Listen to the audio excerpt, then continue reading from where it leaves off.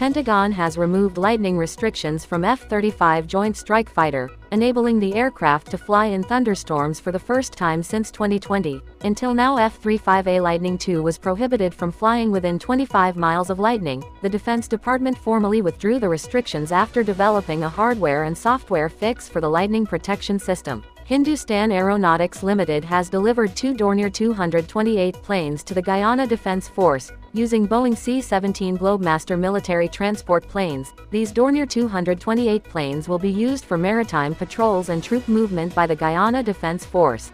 The Russian military is forming mobile anti-aircraft gun units to protect ground troops from drone attacks. Each unit will have a truck-mounted Zu-23-2 anti-aircraft cannon as a cheaper counter-drone option to the guided missiles-based short-range air defense systems. Israel's Sa'ar-6 class corvettes narrowly evaded a potentially catastrophic strike by long-range one-way attack drone launched from Iraq. The corvette was stationed at Eilat in the Gulf of Aqaba when the drone struck a nearby warehouse building.